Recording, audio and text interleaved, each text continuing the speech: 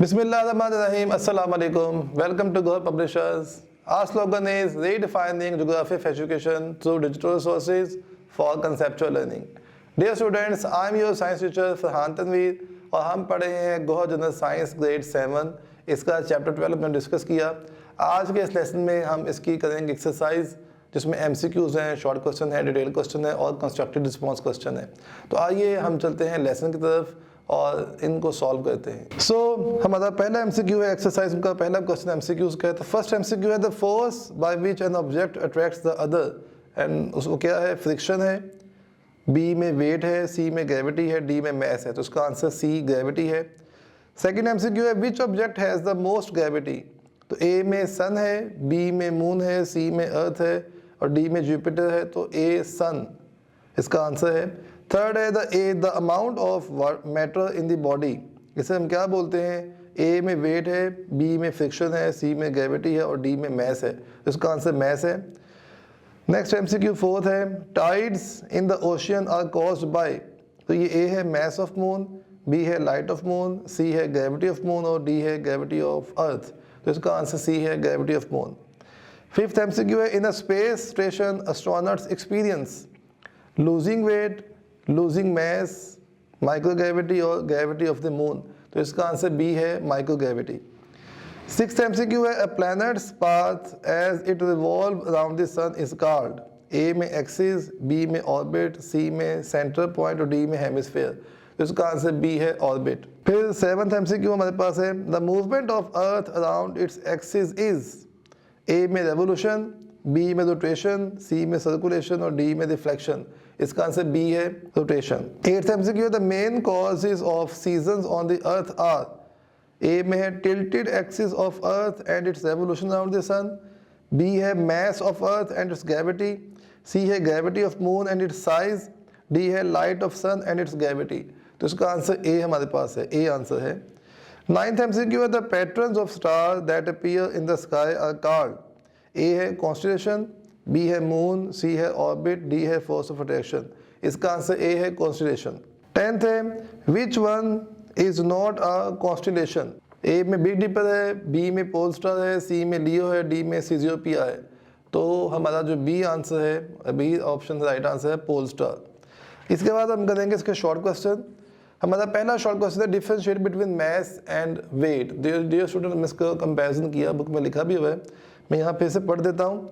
Mess is the amount of matter in the body, it is measured in kilograms.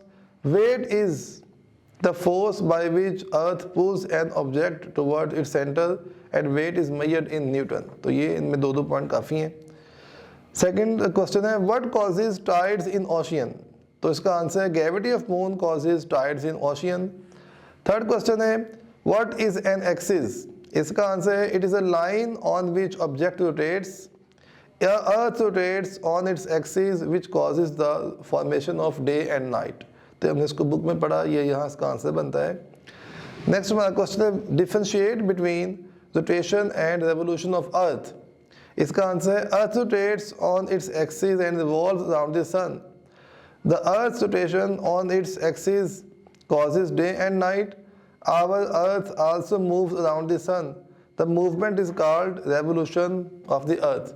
तो जो अर्थ अपने around अपने axis में revolve कर रही है वो है रोटेशन, और जो अर्थ जो है वो सन के अराउंड रिवॉल्व करेगी वो है रेवोल्यूशन।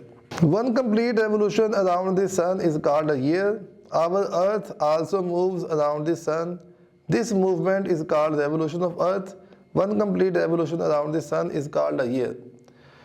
नेक्स्ट क्वेश्चन है व्हाट आर कॉन्स्टेलेशन। स्टार्स, इसका answer stars make pattern in the sky, these pattern are called constellations. आगे हमारे पास है डिटेल क्वेश्चंस। उसमें पहला question explain the effect of force of gravity in the solar system. तो हमने इसको पढ़ा टॉपिक में कि सोलर सिस्टम के अंदर ग्रेविटी का क्या यूज़ है, तो आप इसको पढ़िएगा, चैप्टर को शुरू में लिखा है। सेकंड है what is micro gravity, how do astronaut work in micro gravity. तो ये डिटेल से टॉपिक लिखा हुआ है वर्किंग इन माइक्रो ग्रेविटी। आप इस टॉपिक को जितना से याद कीजिएगा ताकि आप इसका आंसर दे सकें। थर्ड है describe the causes off season on the earth. Again ये भी हमने टॉपिक पढ़ा हमारे लास्ट लेसन में, तो आई होप कि आप इसको याद करेंगे और आंसर देंगे। नेक्स्ट हमारे पास है कंस्ट्रक्टेड रिस्पॉन्स क्वेश्चन। इसकी स्टेटमेंट है stars make patterns in the sky. These patterns are called constellation. We see them. So question है, are the stars in constellation stationary? अब वो पूछ रहा है कि क्या वो stationary है? So इसका आंसर है, if we observe in the sky regularly, we will see that the constellations shift gradually to the west. Actually, constellations are not shifting. It is the earth whose axis is tilted and it also revolves around the sun. We observe constellations at different locations in the sky during different months. और second question हमारे पास है, use your previous knowledge and label the diagram. अब ये अर्थ की diagram दी गई है और ये डायग्राम आपकी बुक से ली गई है, आप इसको वहाँ से देख के लेबल कर सकते हैं. So dear students, this is all about chapter 12. हमने चैप्टर पढ़ा, हमने इसके एक्सरसाइज पढ़ी. आई होप आप इसको अच्छी तरह से याद करेंगे और पेपर में अच्छा परफॉर्म करेंगे. Wish you all the very best. आपसे मुलाकात होगी इंशाल्लाह अगली क्लास में. तब तक के लिए अल्लाह हाफिज़.